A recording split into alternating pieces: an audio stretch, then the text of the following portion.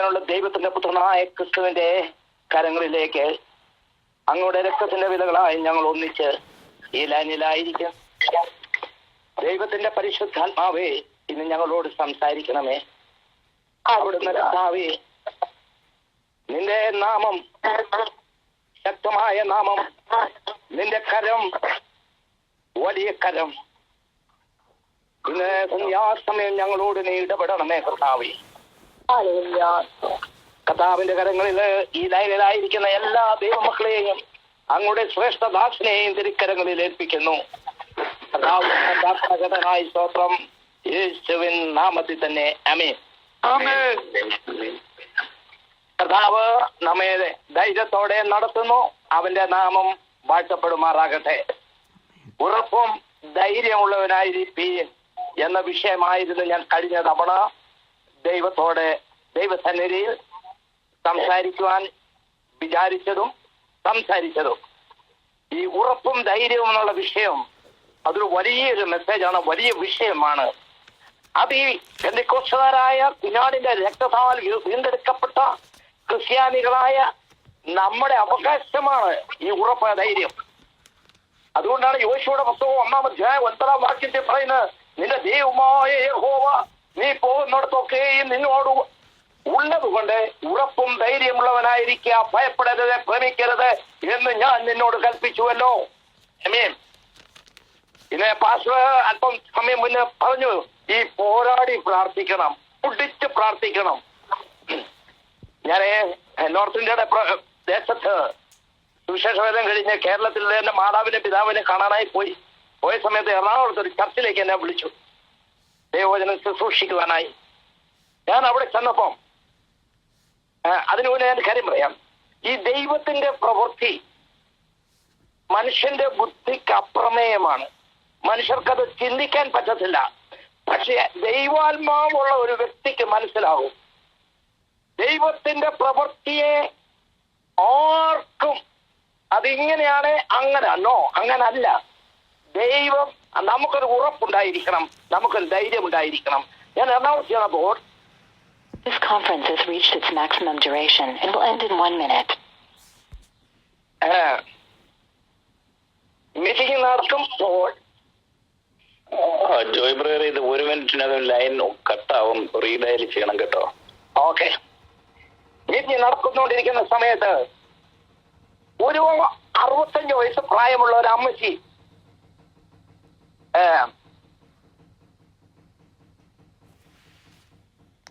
സ്റ്റേജിന്റെ അവിടെ വന്ന് ഒരു കാലിൽ നിന്ന് ഒരു കാലും കൊണ്ട് ചവിട്ടി ആരാധിക്കുക. ഞാൻ അവിടുത്തെ പാസ്റ്ററോട് ചോദിച്ചു, ഈ അമ്മച്ചി എന്തുകൊണ്ട് ഈ പ്രായം ചെന്ന അമ്മച്ചി ചവിട്ടി ആരാധിക്കുന്നു? അപ്പൊ പറഞ്ഞു, ഈ അമ്മച്ചി ഒരു തവണ റോഡ് പാസ് ചെയ്തപ്പം ഒരു ആക്സിഡന്റ് ഉണ്ടായി. Goodbye.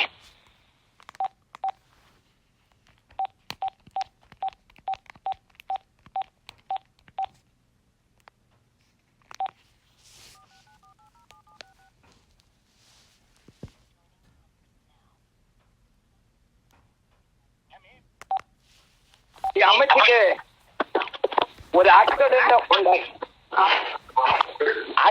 ഉണ്ടായി. അമ്മച്ചി ഹോസ്പിറ്റലിൽ അഡ്മിറ്റായി. സകല ഡോക്ടേഴ്സും ഉപേക്ഷിച്ചു. അമ്മച്ചിയുടെ എല്ലുകൾ പൊടിഞ്ഞ് വല്ലാത്ത കണ്ടീഷനാണ്. 6 മാസം അമ്മച്ചി ഹോസ്പിറ്റലിൽ കിടന്നു. ഒരു രക്ഷയില്ല. പിന്നെ 3 മാസം കൂടെ അമ്മച്ചി കിടന്നു. അമ്മച്ചി ആത്മാവിൽ പ്രാർത്ഥിക്കാൻ തുടങ്ങി. എന്ത് ചെയ്തിട്ടും അമ്മച്ചിക്ക് സൗഖ്യം കിട്ടുന്നില്ല. അമ്മച്ചി ഒരു തീരുമാനമെടുത്തു, എന്റെ കർത്താവേ, എന്റെ ഈ കാലും കൊണ്ട് ഞാൻ പോകുന്ന ആലയത്തിൽ പോയി ആരാധന തുടങ്ങുന്നിടം മുതല് അവസാനം വരെ ഞാൻ ഈ കാലും കൊണ്ട് ചവിട്ടി ആരാധിക്കും. ഈ കാലം കൊണ്ട് ഞാൻ ചവിട്ടി ആരാധിക്കുമെന്ന് അമ്മച്ചൊരു തീരുമാനമെടുത്തു. എന്നിട്ട് അമ്മച്ചി അങ്ങനെ പ്രാർത്ഥിക്കുകയാണ്.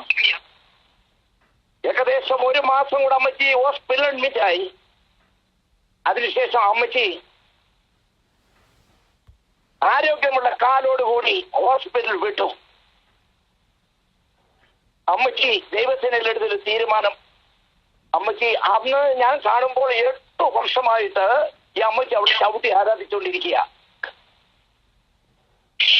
നമ്മൾ ദൈവസന്നിധിയിൽ നല്ല ഉറപ്പും ധൈര്യമുള്ളവരായി ഈ അമ്മച്ചിയുടെ ചവിട്ടിയുള്ള ആരാധന കണ്ടു കഴിഞ്ഞാൽ നമുക്ക് വിശ്വസിക്കാൻ പറ്റിയില്ല. കാര്യം അമ്മച്ചിയെ സകല ഡോക്ടേഴ്സും ഉപേക്ഷിച്ചു.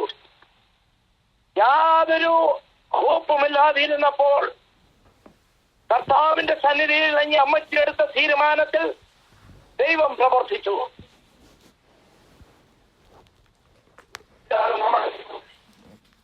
നമ്മൾ ദൈവസന്നിധിയിൽ എടുക്കുന്ന തീരുമാനത്തിന് മുന്നിൽ യഹോവയായ ദൈവം പ്രവർത്തിക്കും. ആമേൻ. കർത്താവിന്റെ നാമം വാഴ്ത്തപ്പെടുമാറാകട്ടെ. എന്റെ ഒരു അനുഭവം ഞാൻ നിങ്ങളോട് പറയാം. ഇത് എന്റെ അനുഭവമാണ്. ഇത് ദൈവം എന്നിൽ ചെയ്തൊരു വിഷയമാണ്. ദൈവത്തിന്റെ പ്രവർത്തനം,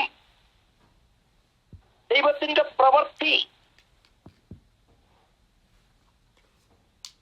അത് എത്ര പറഞ്ഞാലും അത് ആ അനുഭവം ഉള്ളവർക്ക് അത് തിരിച്ചറിയാൻ പറ്റുകയുള്ളൂ.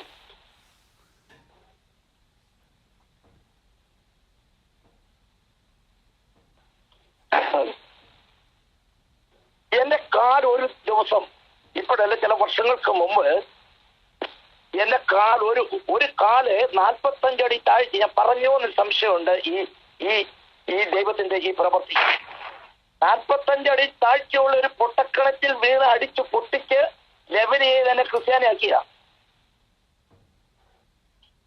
അതെല്ലാം റെഡിയായി കഴിഞ്ഞ് ഞാനൊരു ക്രിസ്ത്യാനിയായി കഴിഞ്ഞ് കുറെ നാൾ കഴിഞ്ഞപ്പോൾ എന്റെ ഒരു കാല് തളർന്നു. അവസ്ഥ വന്നു. ഞാൻ ദൈവത്തെ ഇരുന്ന് പ്രാർത്ഥിക്കുവാൻ തുടങ്ങി. കർത്താവേ, എന്റെ ഒരു കാല് ഈ കണറ്റിലിട്ട് അടിച്ചു പൊട്ടിച്ച് എന്നെ ക്രിസ്ത്യാനിയാക്കി. അത് ദൈവത്തിന്റെ അടുത്തേക്ക് വന്നപ്പോൾ ദൈവവും അവിടെ സൗഖ്യമാക്കി. അതുകൊണ്ട് ഞാനൊരു ക്രിസ്ത്യാനിയായി മാറി. ദൈവമേ, ഞാൻ ഒരു തെറ്റ് നിന്റെ സന്നിധിയിൽ ഞാൻ ചെയ്തിട്ടില്ല കർത്താവേ. എന്റെ മറ്റേ കാല് തളരുന്ന അവസ്ഥയിൽ തളർന്ന രീതിയിലായി കർത്താവേ എന്ന് പ്രാർത്ഥിച്ചു. ഞാൻ പെട്ടെന്ന് തന്നെ ഒരു ഡോക്ടറെ അടുത്ത് കാണാൻ പോയി. ഡോക്ടറിനെ ടെസ്റ്റ് ചെയ്ത് എന്നോട് പറഞ്ഞത് നട്ടലിൽ പ്രോബ്ലമാണ്, 1 സൈഡ് പാരലൈസ് ആകാൻ പോവുകയാണ്. ഡോക്ടർ 21 ദിവസം മരുന്ന് തന്നു. 21 ദിവസത്തെ മരുന്ന് തന്നിട്ട് യാതൊരു പ്രയോജനവുമില്ല. അവസാനം ഡോക്ടർ പറഞ്ഞു,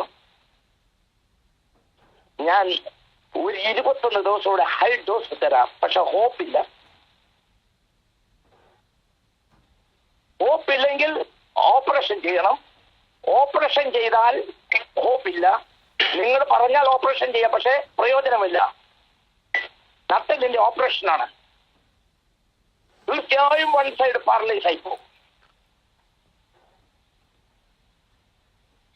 ഡോക്ടറുടെ പ്രിസ്ക്രിപ്ഷൻ മേടിച്ചിട്ട് ഡോക്ടർ പോയി കഴിഞ്ഞ് ആ പ്രിസ്ക്രിപ്ഷൻ ആ ഹോസ്പിറ്റലിലെ ചവിട്ടുകൊട്ടയിലേക്ക് വലിച്ചെറിഞ്ഞിട്ട് ഞാനൊരു തീരുമാനമെടുത്തു.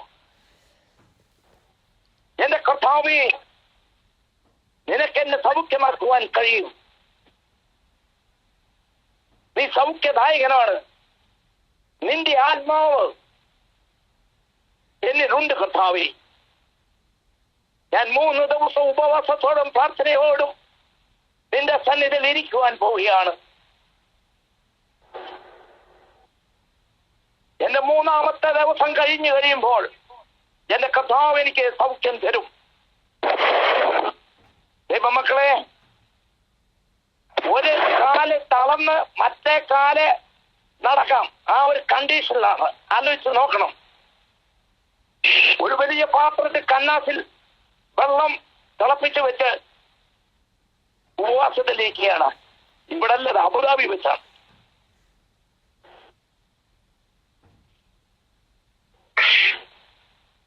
2 ദിവസം കഴിഞ്ഞപ്പോൾ ദുഷ്ടാത്മ ശക്തി പുറപ്പെട്ടു. ഞാൻ പറയാം, നമ്മൾ ദൈവസന്നിധിയിൽ എടുക്കുന്ന തീരുമാനത്തിന്റെ മുന്നിൽ ദേശാധിപതി ശക്തികളുണ്ട്. അവൻ ചട ഉടഞ്ഞ് എഴുന്നേക്കും.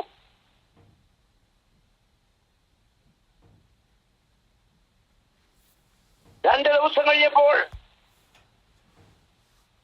ഒരു രൂപം എന്റെ മുന്നിൽ വന്ന് പ്രത്യക്ഷപ്പെട്ടിട്ട് എന്നോട് പറഞ്ഞു, നീ എടുത്ത തീരുമാനത്തിൽ നിന്ന് നീ അയയണം. ഇവിടെ ഞാനൊരു കാര്യം പറയാം, ചിലപ്പം നമ്മുടെ തീരുമാനത്തിന്റെ മുന്നിൽ ചില പോർവിളികൾ മുന്നിൽ കയറും. ആ പോർവിളിയുടെ മുന്നിൽ നാം പതറരുത്. ഒരു പക്ഷേ അത് ദൈവം അനുവദിച്ചിട്ടായിരിക്കും ആ പോർവിളി വരുന്നത്. എടുത്ത തീരുമാനത്തിൽ നിന്ന് പിന്മാറണം.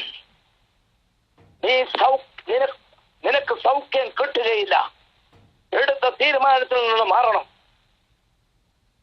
പെട്ടെന്ന് ഇത് ദർശനമാണ്, അക്കഫറിയ നടന്നുകൊണ്ടിരിക്കുകയാണ്. എന്നിൽ ദൈവം തന്ന പരിശുദ്ധാത്മാവ് എന്റെ ഹൃദയം ദൈവത്തിലേക്ക് കൊടുത്തുകൊണ്ട് ആത്മാവിൽ പ്രാർത്ഥിക്കുവാൻ തുടങ്ങി. പെട്ടെന്ന് ഒരു അശരീരിക ശബ്ദം പോലെ ഒരു ശബ്ദം ഞാൻ കേൾക്കുകയാണ്. എന്റെ രക്തത്തിന്റെ വിലയായ എന്റെ മകനെ, ദുഷ്ടപിശാചേ, നിനക്ക് എന്റെ മകന്റെ മേൽ നോട്ടം വെക്കുവാൻ അധികാരവും അവകാശവുമില്ല. നിന്നെ ഞാൻ കൽപ്പിക്കുന്നു എന്ന് പറഞ്ഞു. ഇവിടെ ദൈവം പ്രത്യക്ഷപ്പെട്ടു. ദൈവം പറയാണ്, എന്റെ ഉറപ്പ് എനിക്ക് ധൈര്യമായി. എന്റെ രക്തത്തിന്റെ വിലയായ എന്റെ മകന്റെ മേൽ നീ പോരാടുകയാണോ? എന്റെ രക്തത്തിന്റെ വിലയായ എന്റെ മകനെ നീ തകർക്കുവാൻ നോട്ടമിട്ടിരിക്കുന്നു എന്ന് പറഞ്ഞുകൊണ്ട് ദൈവം സാത്താനെ ഭത്സിക്കുകയാണ് ചെയ്തത്.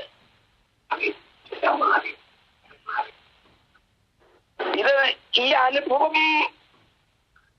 കടന്നുപോയ എനിക്കിതിനെ എങ്ങനെ എക്സ്പ്ലെയിൻ ചെയ്യണമെന്ന് അറിയില്ല. എനിക്ക് വേണ്ടി വാദിക്കുന്ന ഒരു ദൈവം അവിടെ പ്രത്യക്ഷപ്പെട്ടു. ആ ദൈവം എന്റെ പോരാളിയെ, ഞാൻ ദൈവവും ഞാനുമായി എടുത്ത തീരുമാനത്തെ തകർക്കുവാൻ അയക്കുവാൻ കടന്നു വന്ന സാത്താന്യ ശക്തിയെ ദൈവം വൽസിച്ച് അതിനെ മാറ്റി. രാത്രി ഞാൻ തട ഉടഞ്ഞ് എഴുന്നേറ്റു. എഴുന്നേറ്റ് ദൈവത്തെ സ്തുതിക്കുവാൻ തുടങ്ങി. ദൈവമക്കളെ,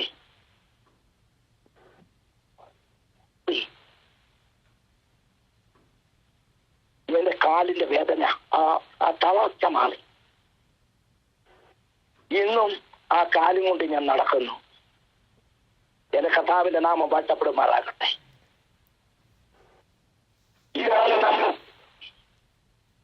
എന്റെ ജീവിതത്തിൽ എന്റെ കർത്താവ് ചെയ്ത വഴികളെ എനിക്ക് വർണ്ണിക്കുവാൻ പറ്റുകയില്ല.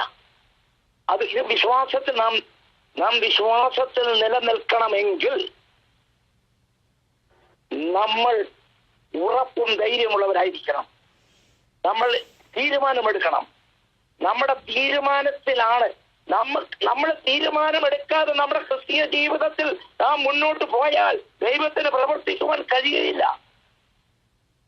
എന്നീ കേൾക്കുന്ന ദൈവ പൈതലേ, നമ്മൾ ഒരിക്കലും നമ്മുടെ വിഷയത്തിൽ സംശയം കൊണ്ടുവരരുത്. എബ്രായ ലേഖനത്തിൽ ഒരു വചനമുണ്ട്, ആകാശമേഘത്തുകൂടി കടന്നുപോയ ഒരു ശ്രേഷ്ഠ മഹാപുരോഹിതൻ പിതാവിന്റെ വലത്തുഭാഗത്ത് നമുക്ക് വേണ്ടി ഉണ്ട്. നമ്മൾ എപ്പോഴത് മനസ്സിലാക്കണം. നാം അഭിമുഖീകരിക്കുന്ന പ്രശ്നത്തിന് മുന്നിൽ പ്രവർത്തിക്കുവാൻ ഒരു കരമുണ്ട്. ആ കരം വെളിപ്പെടുവാൻ തക്കവണ്ണം നല്ല ഉറപ്പ്, നല്ല ധൈര്യം നമുക്കുണ്ടായിരിക്കണം.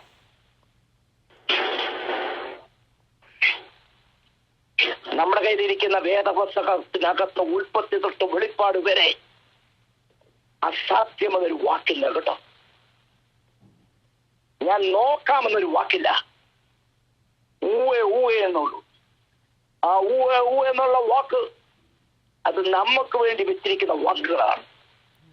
അതിനകത്തേക്ക് നാം കയറണം.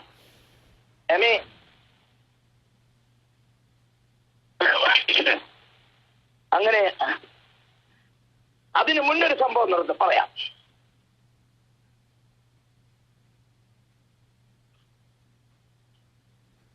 എന്റെ ഉപ്പൂറ്റ് പൊട്ടി. ഞാൻ ഒത്തിരി അനുഭവത്തിൽ കൂടെ കടന്നു പോയ മക്കളെ, ദൈവമക്കളെ. കഴിഞ്ഞ രാത്രിയിൽ ഇതുപോലൊരു സംഭവം നടന്നു. വേറൊരു സംഭവം. ഒന്ന് തീരുമ്പോൾ വേറൊന്നാണ് കയറി വരുന്നത്. പക്ഷെ ഞാനൊരു കാര്യം പറയാം. ഒരു ദൈവ പൈതലിന്റെ ജീവിതത്തിൽ ഒരു പ്രശ്നം തീർന്നാൽ പിന്നെ പ്രശ്നം വരത്തില്ലെന്ന് നിങ്ങൾ കരുതല്ലേ. അടുത്ത പ്രശ്നത്തിലേക്ക് നമ്മളെ കടക്കും. എന്തിനാണെന്നറിയാമോ? നമ്മൾ ഒന്നുകൂടെ മൂർച്ചയുള്ളവരായി വരുവാൻ വേണ്ടിയാണ്.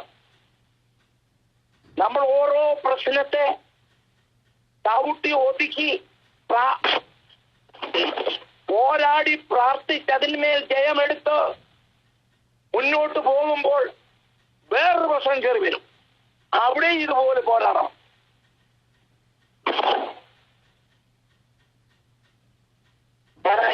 ധൈര്യമുള്ള വിഷയമാണ്. എന്റെ ഉപ്പൂറ്റ് പൊട്ടി, അതായത് കാൽക്കേനിയം ബോൺ പൊട്ടി 4 കഷ്ണമായി. അതിനകത്ത് 4 ഇരുമ്പ് അടിച്ച് ഫിക്സ് ചെയ്തിട്ടേക്കാണ്. അത് ഇട്ട സമയത്ത് ഡോക്ടർ എന്നോട് പറഞ്ഞു, 1 കൊല്ലം കഴിഞ്ഞ് അത് ഊരണം. 1 കൊല്ലം കഴിഞ്ഞിട്ട് സർജറി ചെയ്ത് ആ സ്റ്റീല് മാറ്റണം, അല്ലെങ്കിൽ പ്രശ്നമാകുന്നു.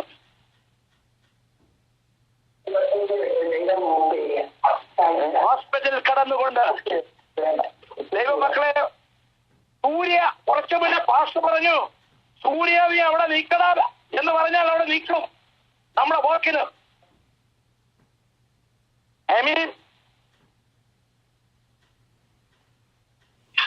ഹോസ്പിറ്റലിൽ കടന്നുകൊണ്ട് ഒരു വാക്ക് പ്രാർത്ഥിച്ചു. എന്റെ കർത്താവേ, ഞാനൊരു ക്രിസ്ത്യാനിയായി മാറി, ഒരു ദൈവ പൈതലായി മാറി നിന്റെ രക്തത്താൽ വില ഞാൻ മനസ്സിലാകുന്നു. ഞാൻ എന്ന ഒരു മനുഷ്യൻ ഉള്ളിടത്തോളം കാലം എന്റെ ശരീരത്തിൽ ഒരു കത്തി കയറ്റുവാൻ ദൈവമേ ഇനി അനുവദിക്കരുത്. എന്ന് വെച്ചാൽ ഈ സ്റ്റീൽ എടുക്കുവാൻ ഇനിയൊരു ഓപ്പറേഷൻ നീ അനുവദിക്കരുത്. മനുഷ്യന്റെ ബുദ്ധിയിൽ അസത്യമാണ്.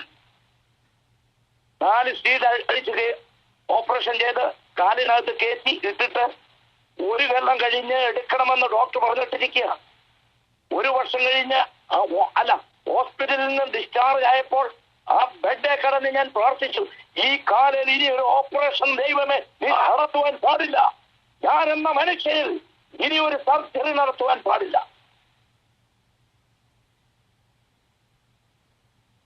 സാധ്യമായല്ലേ? 1 വർഷം കഴിഞ്ഞ് പലരുടെ നിർബന്ധപ്രകാരം ഹോസ്പിറ്റലിൽ കടന്നുപോയി. ഞാൻ പറഞ്ഞു, പോകേണ്ട കാര്യമില്ല, അത് ഞാൻ ദൈവസേനയിൽ എടുത്ത തീരുമാനമാണ്. ഡോക്ടർ എല്ലാം ചെക്ക് ചെയ്തിട്ട് പറഞ്ഞു, എക്സ്റേ എല്ലാം എടുത്തിട്ട് പറഞ്ഞു, ഞാൻ ഇട്ട സ്റ്റീല് ഇട്ടതാ, മരണപര്യന്തം അവിടെ കടന്നോട്ട്. ഇന്നേക്ക് 27 വർഷമായി. നിങ്ങൾക്ക് വിശ്വസിക്കാൻ പറ്റുമോ? ഇന്നേക്ക് 27 വർഷമായി ആ സ്റ്റീൽ എന്റെ കാലെ കിടക്കുകയാണ്. 1 വർഷത്തേക്കിട്ട സ്റ്റീലാണ്. മനുഷ്യന്റെ ബുദ്ധിക്ക് അപ്രമേയമാണ്. ദൈവപൈതലേ, ഇന്നും ആ സ്റ്റീൽ കാലെ കിടപ്പുണ്ട്. ഒരു കുഴപ്പമില്ല. ദൈവമക്കളെ, നമ്മുടെ ദൈനംദിന ജീവിതത്തിൽ ആർക്കും നമ്മളെ സഹായിക്കുവാൻ കഴിയാതെ വരുന്ന അവസ്ഥകളിൽ ദൈവത്തിന്റെ സന്നിധിയിൽ നാം നേരുകയും എടുക്കുന്ന തീരുമാനത്തിൽ നാം ഉറച്ചു നിന്ന് കഴിഞ്ഞാൽ നമുക്ക് വേണ്ടി പ്രവർത്തിക്കുന്ന ഒരു ദൈവം സ്വർഗത്തിലുണ്ടെന്നൊരു ഉറപ്പുണ്ടെങ്കിലേ തീരുമാനമെടുക്കാവൂ, അല്ലെങ്കിൽ തീരുമാനമെടുക്കുവാൻ പാടില്ല.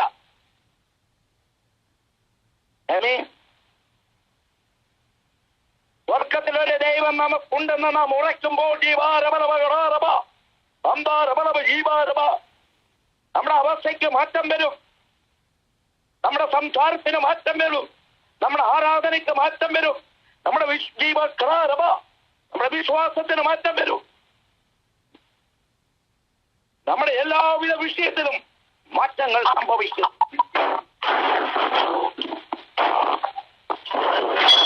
നാം മാറ്റപ്പെടുമാറാകട്ടെ. യോബിന്റെ പുസ്തകം 13-ാം അധ്യായം അതിന്റെ 15-ാം വാക്യം, ഒരു ഫുൾവാക്യം വായിക്കാൻ ഞാൻ.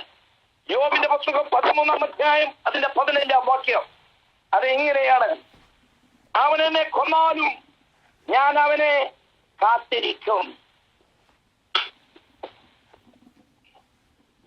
അവൻ എന്നെ കൊന്നാലും ഞാൻ അവനെ തന്നെ കാത്തിരിക്കും. അടുത്ത വാക്യം ശ്രദ്ധിക്കണം: ഞാൻ എന്റെ നടപ്പ് അവന്റെ മുമ്പാകെ തെളിയിക്കും.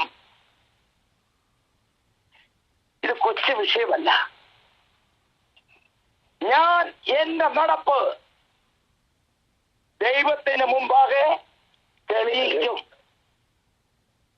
അവിടെയാണ് വിഷയത്തിന്റെ കടപ്പ് കിടക്കുന്നത്. അവൻ എന്നെ കൊന്നാലും ഞാൻ അവനെ തന്നെ കാത്തിരിക്കും. അവന്റെ മുമ്പാകെ ഞാൻ എന്റെ നടപ്പ് തെളിയിക്കും. നടപ്പ് തെളിയിക്കാൻ വയ്യാത്ത ഒരാൾക്ക് മുന്നേ പറഞ്ഞ കാര്യം ദൈവസന്നിധിയിൽ ഉറപ്പിക്കാൻ പറ്റുകയില്ല. പറ്റുകയില്ല. ജീവിതത്തില് എന്റെ അനുഭവം കൊണ്ട് പറയുകയാണ്. എന്റെ ക്രിസ്തീയ ജീവിതത്തിന്റെ അനുഭവം കൊണ്ട് ഞാൻ ഷെയർ ചെയ്യുകയാണ്. നമ്മുടെ ജീവിതത്തിൽ വേദനയോ അസ്വസ്ഥതയോ ചിലപ്പോൾ നമ്മൾ തോന്നുന്ന ഒരു മാറാ രോഗം പോലെ കയറി വരുന്ന പല വിഷയങ്ങൾ കയറി വരുമ്പോഴും നാം ദൈവസന്നിധിയിൽ ഒരു ഉടമ്പടി ഉണ്ടാക്കണം. ഓടി ഒരു ഡോക്ടറെ അല്ല പോയി കാണേണ്ടിയേ. മാനവജാതിയുടെ രക്ഷയ്ക്കായി ക്രൂശിന്മേൽ പിടഞ്ഞു മരിച്ച് അവസാന തുള്ളി രക്തം വരെയും പൊരിഞ്ഞ് അരിമേത്യക്കാരനായ യോസേഫിന്റെ കല്ലറയെ പേടിച്ച് ഉയർത്തെഴുന്നേറ്റ ഒരു യേശു നമുക്ക് വേണ്ടി ഉണ്ട്. ദൈവ പൈതലേ, അവന്റെ കയ്യിലാണ് ആദ്യം കൊടുക്കേണ്ടത്. ഇന്ന് നാം ഈ ദേശത്തായിരിക്കുമ്പോൾ നമ്മുടെ കുഞ്ഞുങ്ങളെ നമ്മുടെ അസാധ്യ വിഷയം ഓരോന്നോരോന്നായി ദൈവസന്നിധിയിൽ കൊണ്ടുവന്ന് ദൈവത്തിന് മുമ്പാകെ നടപ്പ് തെളിയിക്കുമ്പോൾ വഴികൾ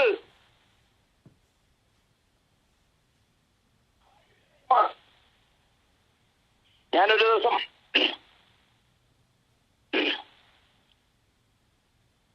ഞാൻ പറഞ്ഞതാണെന്നൊരു സംശയമുണ്ട്. റിപ്പീറ്റ് ചെയ്യുന്നത് ശരിയല്ല, എങ്കിലും പറഞ്ഞില്ല എന്ന് തോന്നുന്നു. ചില വർഷങ്ങൾക്ക് മുമ്പ് എനിക്ക് ഹർണിയ രോഗം പിടിപെട്ടു. ഹർണിയ, 2 ഹർണിയ, ഇടത്തും വലത്തും 2 ഹർണിയ വന്നിട്ട് ഞാൻ ഭാരപ്പെട്ടു. ഞാൻ പ്രാർത്ഥിക്കുവാൻ തുടങ്ങി. ഡോക്ടർ ഓപ്പറേഷൻ തീരുമാനമെടുത്തു.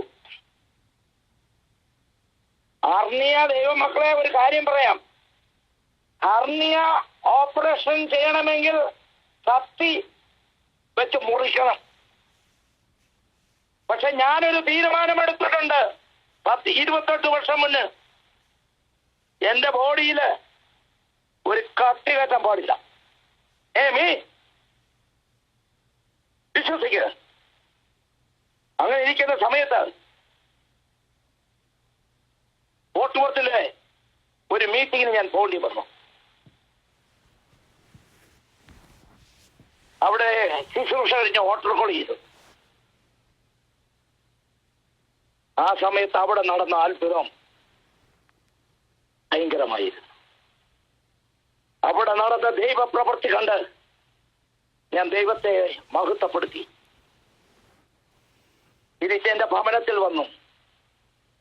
പിറ്റേ ദിവസം ഞാൻ ഓപ്പറേഷന് പോകിയ വ്യക്തിയാണ്.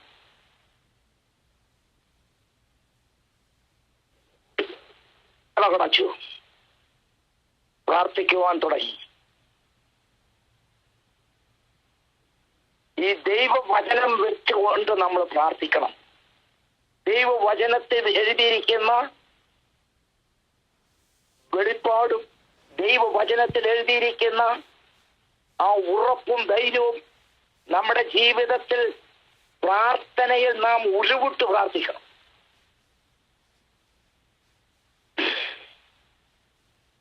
കർത്താവേ, നാളെ ഞാൻ ഓപ്പറേഷന് കടന്നു പോവുകയാണ്.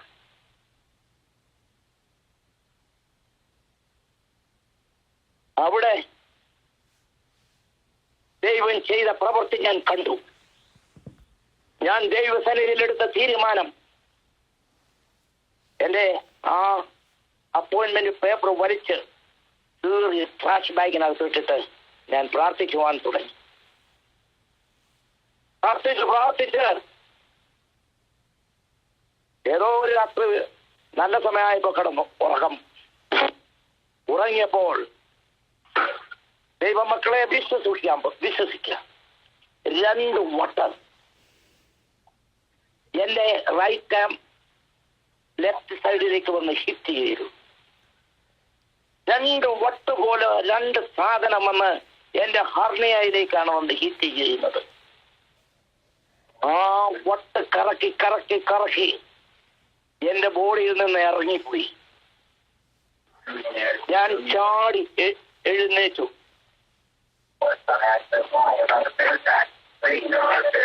അപ്പോൾ എനിക്ക് മനസ്സിലായി അതെന്റെ ദൈവം എന്നെ ഹീൽ ചെയ്തതാണ്. രാവിലെ ഓപ്പറേഷനും പോയില്ല, എന്റെ ഹർണിയായും പോയി. ഇന്ന് വരെ ആ ഹർണിയ എന്ന രോഗം ദൈവത്തിന്റെ മകനായ അടിയന്റെ ജീവിതത്തിൽ ഇന്ന് വരെ ആ ഹർണിയ രോഗം വന്നില്ല. ഇല്ല, അത് സമ്പൂർണമായി മാറി. ഉറപ്പ്, ധൈര്യം. ദൈവജനമേ, നമ്മുടെ ജീവിതത്തിൽ ഏത് രോഗം വന്നാലും ഏത് അസ്വസ്ഥതകൾ കയറി വന്നാലും ഉറപ്പും ധൈര്യമുള്ളവനായിരിക്കാം. കഴിഞ്ഞ രാത്രി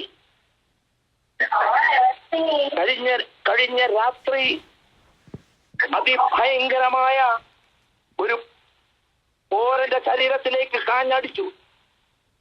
പലപ്പോഴും എന്റെ ശരീരത്തോട് ആഞ്ഞടിക്കുന്ന പ്രതിസന്ധികൾ ഭയങ്കരമായ പോരകൾ ആഞ്ഞടിക്കും. എനിക്കറിയാം ഇവിടെ ദൈവം മഹത്വമെടുക്കുവാൻ പോവുകയാണ്. എനിക്ക് ശ്വാസമെടുക്കുവാൻ കഴിഞ്ഞ രാത്രി എനിക്ക് ശ്വാസമെടുക്കുവാൻ കഴിയാതെ വണ്ണം ഞാൻ അയ്യം വിളിച്ച രാത്രിയാണ് കഴിഞ്ഞ രാത്രി.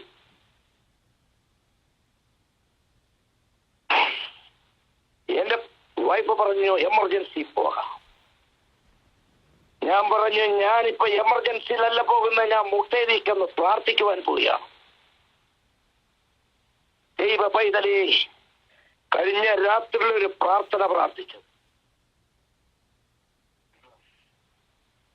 എന്റെ ശ്വാസം നേരെയായി, അത് ക്ലിയറായി ദൈവം തന്നു. ഞാൻ വരുന്ന വിഷയം, നമ്മുടെ ശരീരം വേദനയുള്ള ശരീരം, രോഗമുള്ള ശരീരമാണ് നമ്മുടേത്. ഈ ശരീരം അഴിക്കുന്ന ശരീരമാണ്. എന്നാൽ ഈ ശരീരത്തിനകത്ത്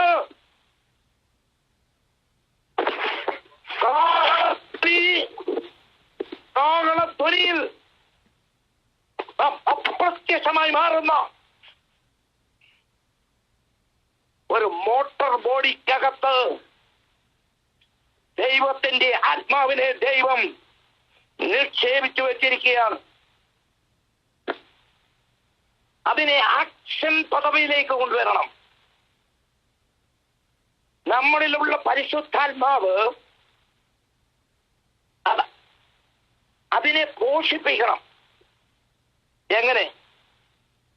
നമ്മളിൽ തന്നിരിക്കുന്ന പരിശുദ്ധാത്മാവ് നമ്മുടെ മോട്ടോർ ബോഡിയിൽ ഇരിക്കുമ്പോൾ ആ ആത്മാവും നമ്മളിലിരിക്കുന്ന ആത്മാവും സ്വർഗസ്ഥനായ നമ്മുടെ ദൈവവുമായി കണക്ട് ചെയ്യണം. ആ കണക്ട് വരുമ്പോൾ കുറച്ചു മുന്നേ പാസ്റ്റർ പറഞ്ഞത്, ഞാൻ പടക്കൂട്ടത്തിന് നേരെ പാഞ്ഞു ചെല്ലും, യഹോവയുടെ നാമത്തിൽ മതിൽ ചാടി കടക്കും. ചുമ്മാതൊക്കെ ചാടാൻ പോയ കാലൊടിയും. പടക്കൂട്ടത്തിന്റെ നേരെ പാഞ്ഞു ചെല്ലും. എന്നിട്ട് ആ ഉറപ്പുണ്ട്, ഞാൻ യഹോവയുടെ നാമത്തിൽ ചാടി കടക്കും. ഇന്ന് നമ്മുടെ കുടുംബത്തിൽ നാം അഭിമുഖീകരിക്കുന്ന പല വിഷയത്തിന്റെ മുന്നിലും നമ്മൾ ചാടിക്കടക്കുവാൻ കഴിയാതെ വണ്ണം കുഴഞ്ഞ കിടക്കുന്നുവെങ്കിൽ, പ്രതിസന്ധിയുടെ മധ്യത്തിൽ കുഴഞ്ഞു കിടക്കുകയാണെങ്കിൽ, ഒരു ദൈവപദരായ ഞാൻ നിങ്ങളോട് പറയാം, ആ പ്രശ്നത്തെ അതിജീവിക്കുവാൻ നമ്മളിൽ ഒരു ആത്മാവിനെ ദൈവം തന്നിട്ടുണ്ട്. ദൈവ പൈതലേ, ആ നമ്മിലുള്ള ആത്മാവ് കൊണ്ട് തന്നെ നമുക്ക് ചാടിക്കിടക്കുവാൻ പറ്റുള്ളൂ. വേറെ ആരുടെ ആത്മാവ് കൊണ്ട് പറ്റില്ല. നമ്മളിൽ ദൈവം തന്നിരിക്കുന്ന ആ ആത്മാവ് കൊണ്ട് മാത്രമേ പ്രതിസന്ധിയെ ചാടി, മതിൽ കൂട്ടത്തെ അപ്പുറത്തേക്ക് ചാടി നമുക്ക് രക്ഷപ്പെടുവാൻ കഴിയുള്ളൂ. കർത്താവിന്റെ നാമം വാഴ്ത്തപ്പെടുമാറാകട്ടെ. അപ്പോസ്തല പ്രവൃത്തി സങ്കീർത്തനം 16-ാം അധ്യായം അതിന്റെ 8-ാം വാക്യം ഇങ്ങനെ പറയുന്നു. സങ്കീർത്തനം 16-ാം അധ്യായം 8-ാം വാക്യം, ഞാൻ യഹോവയെ എപ്പോഴും എന്റെ മുമ്പിൽ വെച്ചിരിക്കുന്നു. അപ്പൊ നമ്മുടെ മുമ്പിൽ ഒരാളെ വെക്കണം. ഇവിടെ സങ്കീർത്തനക്കാരൻ സങ്കീർത്തനം 16-ാം അധ്യായം 8-ാം വാക്യത്തിൽ വിളിച്ചു പറയാണ്, ഞാൻ യഹോവയെ എപ്പോഴും എന്റെ മുമ്പിൽ വെച്ചിരിക്കുന്നു. അവൻ എന്റെ വലത്ത ഭാഗത്തുള്ളത് കൊണ്ട് ഞാൻ കുലുങ്ങി പോകയില്ല. ഈ ഒരു ഉറപ്പ് നമുക്ക് എപ്പോഴും വേണം. ഞാൻ യഹോവയെ എന്റെ മുന്നിൽ വെച്ചിരിക്കുകയാണ്. ആ യഹോവയായ ദൈവം, നമ്മുടെ കർത്താവായ യേശുവാണ് നമുക്ക് മുന്നേ പോകുന്നത്. അതുകൊണ്ട് കുലുക്കി പോകയില്ല. അപ്പൊ കുലുക്കൽ ഉണ്ടാവും, കുലുങ്ങാനുള്ള സാധ്യതകളുണ്ട്. കുലുങ്ങി പല പ്രശ്നങ്ങളിലേക്ക് കടക്കുവാനുള്ള സാധ്യതയുണ്ട്. എന്നാ ദൈവം പറയാണ്, ദൈവദാസൻ പറയാണ്, വചനത്തിൽ കൂടെ വിളിച്ചു പറയാണ്, ഞാൻ കുലുങ്ങി പോകയില്ല. ദൈവത്തെ എന്റെ മുൻപിൽ വച്ചിരിക്കുന്നു. എസ്തേറിന്റെ പുസ്തകം 4-ാം അധ്യായം അതിന്റെ 14-ാം വാക്യത്തിൽ, നീ ഈ സമയത്ത് മിണ്ടാതിരുന്നാൽ യഹൂദന്മാർക്ക് മറ്റൊരു സ്ഥലത്ത് നിന്ന് ഉദ്ധാരണവും രക്ഷയും ഉണ്ടാകും. എന്നാൽ നീയും നിന്റെ പിതൃഭവനവും നശിച്ചു പോവുകയും, ഇങ്ങനെയുള്ളൊരു കാലത്തിനായിട്ടല്ലയോ നീ രാജസ്ഥാനത്ത് വന്നിരിക്കുന്നത്, ആർക്ക് അറിയാം. ഇത് മൊർദെഖായി എസ്തേറിനോട് പറയുന്ന ഒരു ഭാഗമാണ്. അപ്പോൾ എസ്തേർ മറുപടി പറയുകയാണ്. അതിനെ എസ്തേർ മൊർദെഖായിയോട് പറവാൻ കൽപ്പിച്ചത്, നീ ചെന്ന്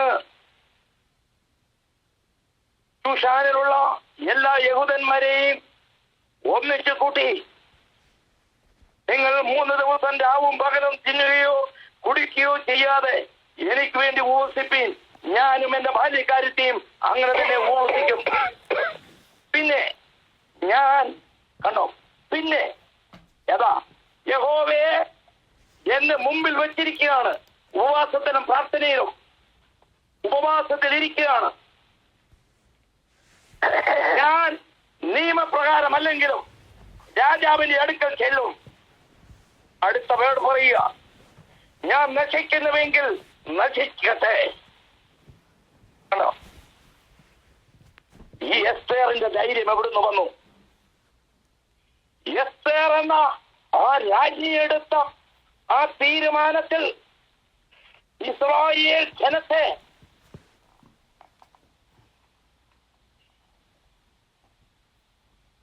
മൊത്തം ഇസ്രായേൽ ജനത്തെ കൊന്നൊടുക്കുവാൻ ഹാമാന്റെ പദ്ധതിയെ പൊളിച്ചെടുത്ത ഈ പ്രിയ സഹോദരി, ആ ഒരു ഉറപ്പ്, ആ ഒരു ധൈര്യം, ഞാൻ നശിക്കുന്നുവെങ്കിൽ നശിക്കട്ടെ.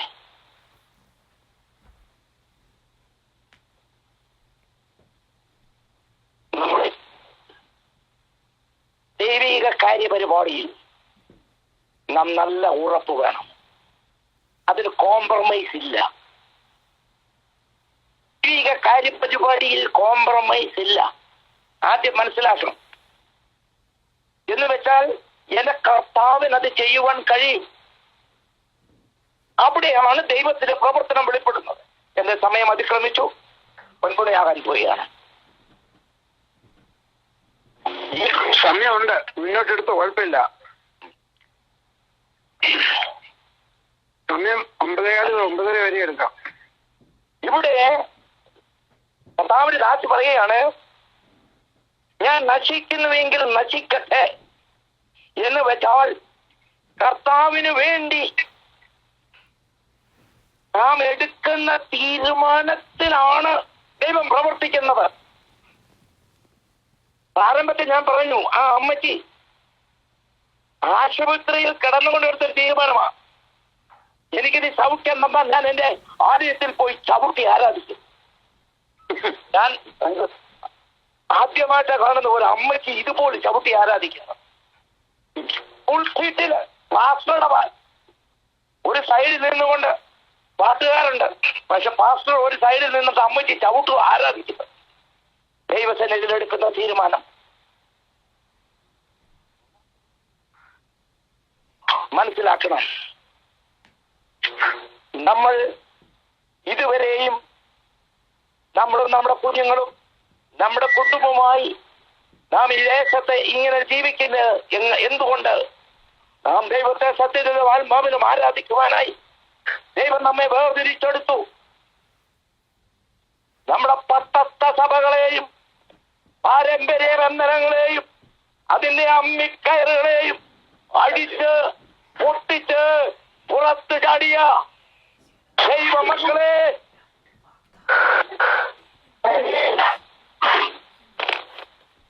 ഞാൻ ഇത് പറയുവാൻ കാരണം, ഞാൻ ഒരു പട്ടത്ത സഭയിൽ നിന്ന് ആ ബന്ധനത്തെ പൊട്ടിച്ച് അടിച്ച് കുഞ്ഞാടിന്റെ രക്തത്താൽ വീണ്ടെടുക്കപ്പെട്ടു. ഈ ദൈവം എന്നും എന്നേക്കും നമ്മുടെ ദൈവമാണ്. നമ്മൾ മനസ്സിലാക്കണം.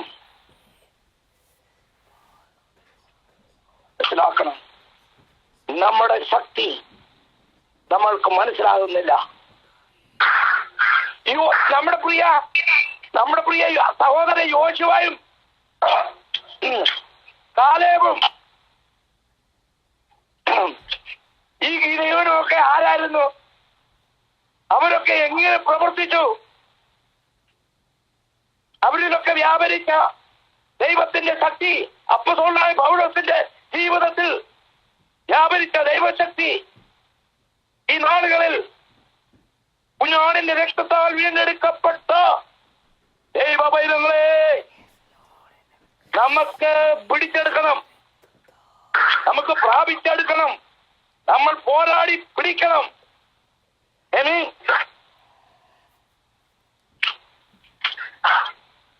നമ്മള് ഈ രക്ഷിക്കപ്പെട്ട് സ്നാനപ്പെട്ട അഭിഷേകം പ്രാപിച്ച് വിശുദ്ധിയിലും വേർപാടിലും പൂർണ്ണശക്തിയോടെ പൂർണ്ണാത്മാവോട് പൂർണ്ണ ഹൃദയത്തോടെ ആരാധിക്കുന്ന ഒരു ദൈവ പൈതലിനെ തകർക്കുവാൻ, അവന്റെ കുടുംബത്തെ തകർക്കുവാൻ ഈ ലോകത്തിൽ ഒരു ശക്തിക്കും കഴിയുകയില്ല. ഒരു ശക്തിക്കും കഴിയുകയില്ല. പക്ഷേ അവിടെ യോബിന്റെ പുസ്തകത്തിൽ വായിച്ച വചനം പോലെ നമ്മുടെ നടപ്പ് തെളിയിക്കണം. നമുക്ക് ഒരു പ്രാഗൽഭ്യം വേണം. കർത്താവേ, ഞാൻ നിന്റെ മുമ്പാകെ നടന്നു, ഞാൻ നിന്നെ സേവിച്ചു, ഞാൻ നിന്നെ മാനിച്ചു, നീ എന്റെ ദൈവം. ആ ദൈവം എന്റെ തലമുറയോടുകൂടെ നാം അഭിമുഖീകരിക്കുന്ന വിഷയത്തിന്റെ മേൽ നീ പ്രവർത്തിക്കണമേ എന്ന ദൈവത്തോട് സന്നിധിയിൽ നാം പിടിച്ചു വെച്ച് പ്രാർത്ഥിച്ചാൽ, പോരാടി പ്രാർത്ഥിച്ചാൽ, ഹല്ലേലൂയ. ഈ നാളുകളില് നമ്മൾ ദൈവസന്നിധിയിൽ ഒന്നുകൂടെ ചാടി ഒന്നുകൂടെ പിടിച്ച് പ്രാർത്ഥിക്കണം. ഇത് അന്ത്യകാലമാണ് കേട്ടോ, അന്ത്യകാലമാണ്. ഇനി അധികം സമയമില്ല. അന്ത്യകാലത്തിന്റെ അവസാന നിമിഷത്തിൽ നാം എത്തിയിരിക്കുന്ന ഈ കാലഘട്ടത്തിൽ പരിശുദ്ധാത്മാവിന് യാതൊരു കുറവുമില്ല. നമ്മൾ ഉറയ്ക്കുന്നത് കൊണ്ടാണ് പരിശുദ്ധാത്മാവ് ശക്തമായി പ്രവർത്തിക്കുവാൻ കഴിയാതിരിക്കുന്നത്. ഈ നാളുകളിൽ പരിശുദ്ധാത്മാവിൽ ജ്വലിക്കണം, പിടിച്ചെടുക്കണം, പ്രാപിച്ചെടുക്കണം. അസത്യത്തെ സത്യമാക്കുന്ന അബ്രഹാമിന്റെ, ഇസാക്കിന്റെ, യാക്കോബിന്റെ ദൈവമായ യഹോവ, നമ്മുടെ മച്ചിഹ നമുക്ക് വേണ്ടിയുണ്ട്. സ്വർഗ്ഗത്തിലും ഭൂമിക്കും നാഥനായ ദൈവമേ, ഈ സന്ധ്യാസമയം അടിയന്റെ സഹോദരന്മാരോടും സഹോദരിമാരോടും അടിയന്റെ ദൈവദാസന്മാരോടും ദൈവമക്കളായ ഞങ്ങൾ ഒരു കുടുംബത്തിന്റെ ഒരപ്പത്തിന്റെ അംശങ്ങളായി ഞങ്ങൾ ഒന്നിച്ച്